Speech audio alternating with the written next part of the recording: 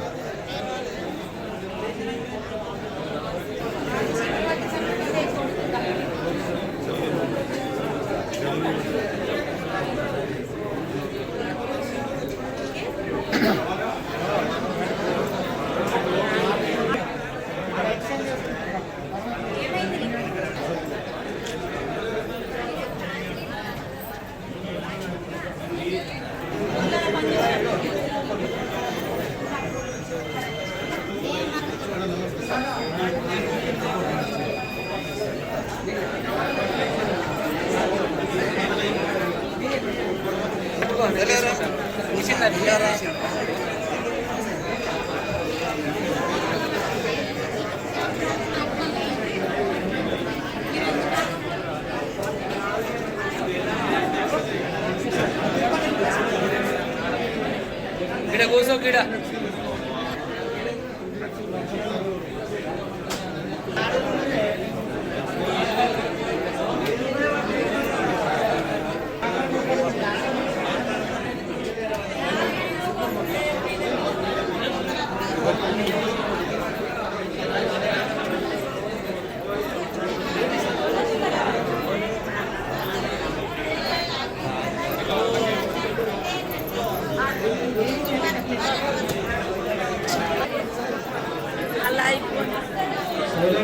Silent ఉండండి అందరూ 5 నిమిషాలు అందరూ వచ్చి పంపిస్తాం.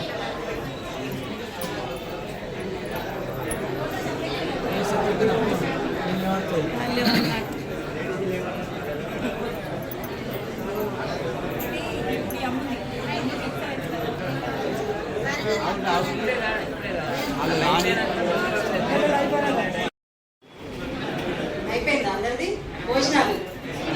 అటెండెన్స్ వేసుకున్నారా? వేసుకోలేరు కదా?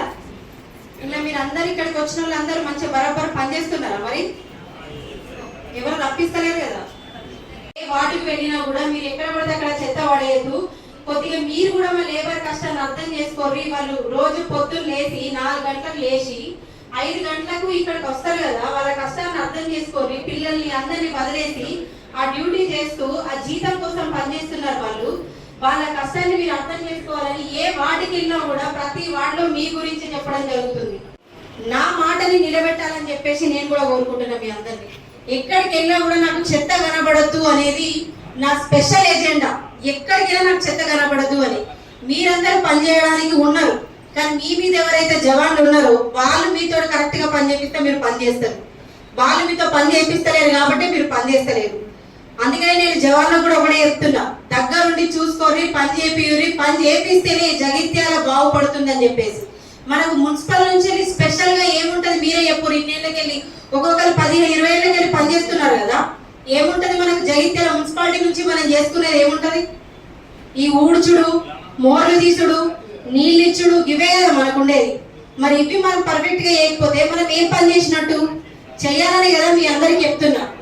మీ అందరి కష్టం వాళ్ళు ప్రజలు ఎట్లా అర్థం చేసుకుంటారో ప్రజల బాగోగులు కూడా మీరు అర్థం చేసుకోవాలి. ఏ ఇంటి ముంగడ చెత్తుంది, ఏ వార్డులో చెత్తుంది, ఎక్కడ దోమలు వస్తున్నాయి, ఎక్కడ ఈగలు వస్తున్నాయి, మరి దేని వల్ల వస్తుంది, ఇది ఎందుకు ఇట్లా అవుతుంది అనేది మీరు కూడా కొంచెం ముందే గ్రహించి వార్డులో చెత్త లేకుండా ఎక్కడ కూడా శానిటేషన్ ప్రాబ్లం లేకుండా మీరు అందరూ చూడాలని చెప్పేసి మీ అందరినీ కోరడం జరుగుతుంది. ఎందుకంటే నేను వచ్చే లేట్ వచ్చినా దాని తర్వాత వర్క్ అనేది ఎట్లుంటది, టెండర్లు పెట్టాలి, దాంతో లేట్ అయిపోయింది, కమిషనర్ గారు లేరు, అది కొంచెం లేట్ అయిపోయింది. అంత ప్రోగ్రామ్ అనేది కొద్ది కొద్దిగా లేట్ అవ్వడం జరిగింది. సో ఇప్పటికైనా రెయిన్ కోట్స్ వచ్చినాయి, సంతోషం.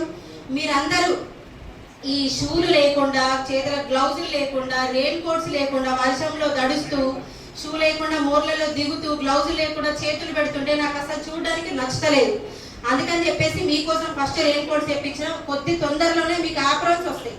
మీరు వేసుకుంటారు కదా ఆరెంజ్ కలర్ ఆప్రాన్స్ వస్తాయి. అంతకుముందు కొంచెం అన్ని చిన్న సైజే తెప్పించారు కాబట్టి కొద్దిగా కుట్లు ఊడిపోవడం ఇవ్వడం జరిగింది కదా, ఈసారి ఎవరి సైజుని బట్టి వాళ్ళకి ఖచ్చితంగా నేను తెప్పిస్తున్నా. అవి కూడా తొందరలో వస్తాయి. గ్లౌజులు, షూస్, ఆప్రాన్స్ ఖచ్చితంగా వేసుకోవాల్సిందే.